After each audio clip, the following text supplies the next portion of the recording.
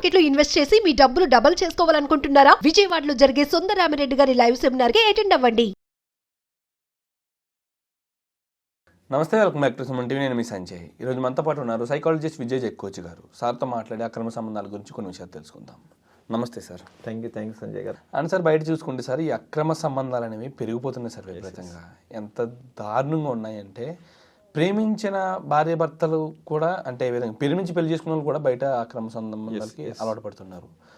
మేజర్గా మగవాళ్ళలో చూసుకుంటే ఈ అక్రమ సంబంధాలకి అలవాటు పడడానికి గల కారణాలు ఏంటంటారు? అసలు లవ్ నే తీసుకుందాం మనం. ఇక్కడ ఏమైతుందంటే, ఒక ఇద్దరు లవర్స్ ఉన్నారు. స్టార్టింగ్ ఏమైతుంది, ఫ్రెండ్షిప్ తో స్టార్ట్ అవుతుంది. ఎనీ రిలేషన్ తీసుకుంటే మనకి క్లాస్ రూమ్ లోనో బయట ఎక్కడన్నా ఆకర్షించబడే ఫస్ట్ లవ్ జరిగేది ఏంటి, ఆకర్షణ. ఫర్ ఎగ్జాంపుల్, ఒక అమ్మాయి కానీ ఒక అబ్బాయి కానీ చూడడానికి కూడా అగ్లీగా ఉన్నారు అనుకోండి, ఎనీబడి లవ్ అసలు జరగదు. అట్రాక్షన్ ఎక్కడ జరుగుతుంది, బాడీని చూస్తే వస్తుంది అన్నట్టు. సో అది జరగడం వల్ల ఏమవుతుందంటే, ఆ సీక్వెన్స్గా మనం ప్యారలల్గా వెళ్తుంటారు అన్నట్టు.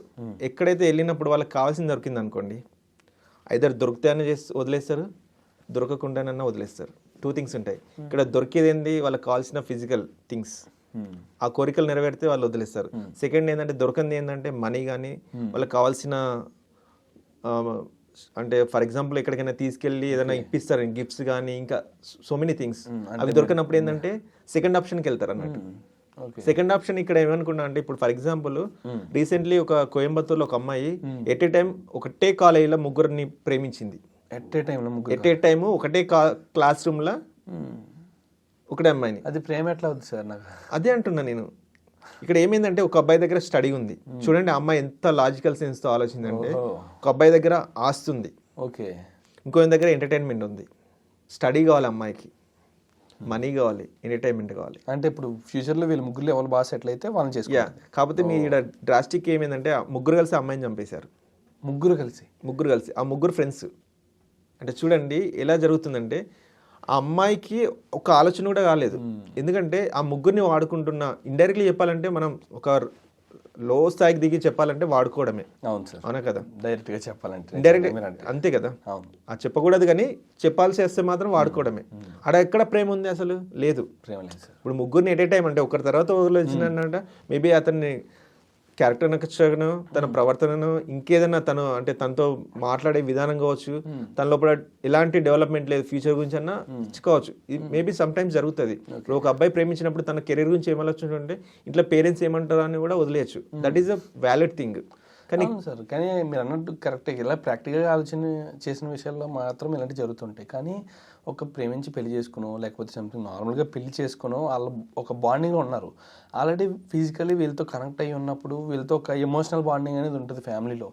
ఇవన్నీ పక్కన పెట్టి ఇంకొక అమ్మాయికి అలవాటు పడడం, ఇది ఎలా ఎందుకు జరుగుతుంది అంటారు? ఈ కంపాటబిలిటీ ఎందుకు మారుతుంది అసలు? ఫర్ ఎగ్జాంపుల్, మీకు ఒక మంచి డిన్నర్కి ఇన్వైట్ చేశారు, మీరు మంచి ఎక్స్పెక్టేషన్తో వెళ్ళారు, అక్కడ ఓన్లీ 2 కర్రీస్ పెట్టారు, మీకు ఏ ఫీలింగ్ అనిపిస్తుంది? అంబియన్స్ అంతా బాగుంది, అవునా? అరే, ఒక టేస్ట్, మనిషికి టేస్ట్ అంటే డిఫరెంట్. ఒక వ్యక్తికి ఒక ఫుడ్ మంచిగా తిన్నప్పుడు ఇంకోటి ఏది పెట్టినా కూడా, చూడండి, ఒక పులి కానీ ఒక సింహం కానీ కడుపు మీద తినాక దాని ముందు నడుచుకుంటూ వెళ్ళినా కూడా పట్టించుకోవచ్చు. అదే హ్యూమన్ బీయింగ్ అంటే చూసారు, నోటి ఆకలి అండ్ కడుపు ఆకలి అంటారు సార్. అవును సార్, కడుపు ఆకలి ఉంటే ఓకే, నోటి ఆకలి ఉండద్దు. సేమ్ ఇక్కడ జరిగేది కూడా సేమ్ రెసిప్రోకల్ గా ఇక్కడ తీసుకుంటే ఏమైందంటే, ఫర్ ఎగ్జాంపుల్ ఒక వైఫ్ అండ్ హస్బెండ్ అనుకోండి, స్టార్టింగ్ లో పెళ్ళైనప్పుడు బాగానే ఉంటారు, ఎందుకంటే అందరు చుట్టాలు వస్తుంటారు, అందరు చూస్తుంటారు, మళ్ళీ పేరెంట్స్ కానీ రకరకాలుగా జరుగుతుంటాయి. స్టార్టింగ్ 3-4 months చాలా బాగుంటుంది. సో ఈ మధ్యలో వాళ్ళకి మంచి కావాల్సిన ఎంజాయ్మెంట్ ఉంటుంది, వాళ్ళ మధ్యలో కూడా ఒక అనుబంధం అనేది పెరుగుతుంది. కానీ రాను రాను ఏమవుతుందంటే, ఎస్పెషల్లీ పిల్లలు పుట్టిన తర్వాత గ్యాప్ పెరుగుతుంది అన్నట్టు. అంటే సెక్స్ అనేది ఎలా ఉంటుంది అంటే, ఒక బయాలజికల్ నీడ్, ఓకేనా? ప్రేమ అంటే ప్రేమలో అత్యధికంగా ఇచ్చేది ఏంటంటే ఒక లవ్, అంటే అల్టిమేట్ ఎక్స్ప్రెషన్ ఆఫ్ లవ్ అంటారు కదా. ఇక్కడ దక్కట్లేదు అది చాలా మందికి. అంటే వాళ్ళు బిజీలో ఉండడం కావచ్చు, పిల్లల్ని ఏదో పెంచాలనే విధానంలో కావచ్చు, మేబీ పని ఒత్తిడిగా కూడా కావచ్చు. ఎందుకంటే ఇప్పుడు చూసుకుంటే ఇద్దరు వైఫ్ అండ్ హస్బెండ్ వర్క్ చేస్తున్నారు, ఎవరికి టైం ఉండట్లేదు. అలిసిపోయి వచ్చినప్పుడు మనం అండర్స్టాండ్ చేసుకోవాలి, విసిగించద్దు. అదొక పనిలా కాకుండా వాళ్ళు ఏంటంటే ఆ టైంలో అది జరిగిపోవాలంతే. అది జరగలేదంటే ఏం చేయాలి? సెకండ్ ఆప్షన్కి వెళ్తారు. మేబీ అమ్మాయి కావచ్చు, అబ్బాయి కావచ్చు. చెప్తుంటే వినడానికి, ఆలోచిస్తే మనకు చూడడానికి కూడా చాలా ఇబ్బందికరంగా ఉంటుంది. కాకపోతే చాలా కార్పొరేట్ సెక్టర్స్లో మనం చూసుకుంటే ఏంటంటే, ఇష్టంతో కాదు, సొసైటీ ఏమనుకుంటారో వదిలేస్తే అనే భావంతో ఉన్నారు. సో ఇదే జరుగుతుంది. ఎందుకంటే అసలు ఇలాంటివి జరగకుండా అంటే ఏం చేయాలంటారు? అసలు మనకి ప్రాబ్లం ఎక్కడుందో తెలుస్తుంది, అసలు అక్రమ సంబంధాలు పెట్టుకోవడం గల కారణాలు కూడా తెలుస్తున్నాయి. అసలు వీటిని సాల్వ్ చేసే మార్గం ఏంటంటారు? అసలు only one thing, work life balance అంటారు కదా, వర్క్ని లైఫ్ని బ్యాలెన్స్ చేయాలి. బయట ఎంత ఇంపార్టెన్స్ ఇస్తాం, చాలా మంది ఏంటంటే బయట జరిగిన సంఘటనలు తీసుకొచ్చి ఇంట్లో రుద్దుతారు. ఫర్ ఎగ్జాంపుల్, ఒక హస్బెండ్ ఆఫీస్కి వెళ్ళాడు, అక్కడ బాస్ మీరు చెప్పిన వర్క్ చేయలేదు సంథింగ్, అక్కడ తను ఏదో తిట్టాడు. ఆ ప్రెజర్ అంతా ఏం చేస్తాడు, బాస్ మీద చూపించలేడు, ఎందుకంటే జాబ్ నుంచి తీసేస్తారని. ఆ సీక్వెన్స్ మార్నింగ్ నుంచి ఎవరో డిస్టర్బ్ చేస్తున్నారు, వస్తున్నారు, ఈవినింగ్ వచ్చుడుతోనే మనకు ఒక దొరికే ఒక టూల్ ఏంటి, వైఫ్. అవునా కదా, ఇక్కడ తీసుకొచ్చి రుద్దేస్తాం మనం. ఓకేనా, అంతే కదా. సో అది జరుగుతున్నప్పుడు తను కూడా ఆలోచించి ఓకే పాపం ప్రెజర్లు వచ్చిందని అనుకుంటారా? అస్సలు అనుకోరు. తను కూడా ఆపోజిట్లో కంపల్సరీ ఏదోటి అనేస్తుంది, అక్కడ గ్యాప్ పెరుగుతుంటుంది అన్నట్టు. ఇప్పుడు ఒక వ్యక్తి పెయిన్లో ఉన్నప్పుడు మనం అది తగ్గించాలంటే ఏం చేయాలి, తనని కన్సోల్ చేయాలి. మేబీ ఆ సిచ్యువేషన్లో ఏ సిచ్యువేషన్ అన్నాడో పోనీలే అని ఒక విధానంగా ఉంటే బాగుంటుంది. కానీ అది అలా కాకుండా ఉండడం వల్ల ఏంటంటే ఈ గ్యాప్ పెరిగిపోతుంది. ఒక ఎగ్జాంపుల్ చెప్తాను. రీసెంట్లీ మా ఫ్రెండ్ ఫ్యామిలీలో జరిగింది. ఒక 2 years back, 2 or 3 years back, ఒక అమ్మాయి, మమ్నాకు చెందిన అమ్మాయి, వాళ్ళు అబ్బాయిని లవ్ చేసి అమ్మాయి పెళ్లి చేసుకుంది. తను మేనబావ అన్నట్టు, రిచ్ పర్సన్స్, వీళ్ళు పూర్. వాళ్ళ మదర్ కూడా ఏడుస్తుందని అబ్బాయి కూడా పోనీలే అని చేసుకున్నాడు. మంచి ఒక 10 years మంచిగా జరిగింది లైఫ్. ఈ అబ్బాయి ఏంటంటే కాంట్రాక్ట్ గా మారిపోయాడు అన్నట్టు. ఓ బిజీ లైఫ్, ఇంటికి రావడం లేదు. ఈ అమ్మాయికి ఏంటంటే ఒక లోన్లీ అనే స్పేస్ వచ్చేసింది అన్నట్టు. ఇదే టైంలో అమ్మాయికి ఒక యాక్సిడెంట్ అవుతుంది, ఒక ఫిజియోథెరపిస్ట్ దగ్గరికి వెళ్తుంది. అతడు ఇప్పుడు ఎవరైనా కూడా వల వేయాలంటే ఒక కైండ్ ఆఫ్ మెంటాలిటీతో వస్తారు. అవునా కదా, ప్రేమ చూపించడం, ఇంకేదన్నా పొలైట్నెస్తో చూడడం. సో ఆ వ్యక్తికి, ఆపోజిట్ వ్యక్తికి ఏం కావాలి, మనీ కావాలి, ఆమె అనుకున్న మనీ.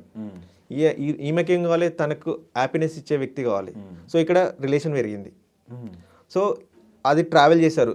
ఈ వ్యక్తికి చాలా మంది చెప్పారు భర్తకి, ఇట్లా మీ మెసేజ్ చాలా దగ్గర తిరుగుతుందన్నా కూడా అదేంటంటే నా సొంత మర్దలు నన్ను ప్రేమించి పెళ్లి చేసుకుంది, ఏడ్చింది, చేసిందని తను పట్టించుకోలేదు. ఇది ఏంటంటే ఈజ్ ఎ గుడ్ పర్సన్ చెప్పాలంటే, నమ్మాడు మొత్తం. సో ఒకరోజు ఇంటికి వచ్చారు, అమ్మాయి డిసైడ్ అయిపోయింది ఇతనితో ఉంటే. కాకపోతే ఇక్కడ జరిగిన ప్రాబ్లం ఏంటంటే, ఆ ప్రేమించిన వ్యక్తి అంటే తనతో బ్యాడ్ రిలేషన్ ఉన్న వ్యక్తి, తన భర్త ఆల్మోస్ట్ పోలికల్ సేమ్ బాడీ. సో ఆమె క్రుయాలిటీ చూడండి. ప్లస్ అంటే ఫిజియోథెరపిస్ట్ కాబట్టి డాక్టర్గా ఎంతో కొంత అనుభవం ఉంటుంది.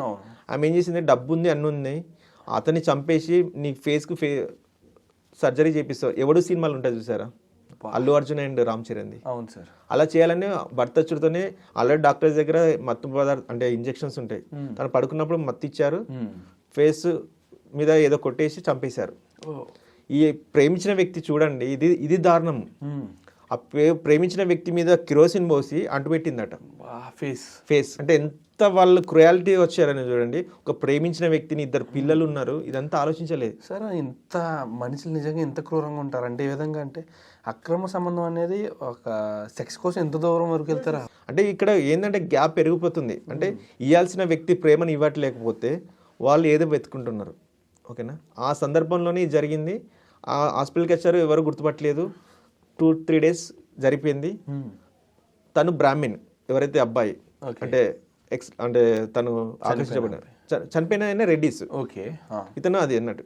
సో ఆ సందర్భంలో ఏమైంది, తనకు నాన్ వెజ్ ఇస్తారు కదా, మనకు సూప్స్, మన బాడీలో ఫేస్ కావాలంటే ఫిజికల్గా రావాలని, సో తినన్నాడు అన్నట్టు. అప్పుడు తల్లికి డౌట్ వచ్చింది, ఇతను మంచి నాన్ వెజ్ తింటాడు అని. అక్కడ బయటపడింది, లేకుంటే అసలు బయటనే పడదు. ఎందుకంటే ఆ డాక్టర్ చెప్పింది ఏంటంటే, తను దాదాపు ఒక 6 months నుంచి వెళ్ళి ప్లాస్టిక్ సర్జరీ ఎలా చేయాలని దాని గురించి చాలాసార్లు రీసెర్చ్ చేసిందట హాస్పిటల్కి వచ్చి.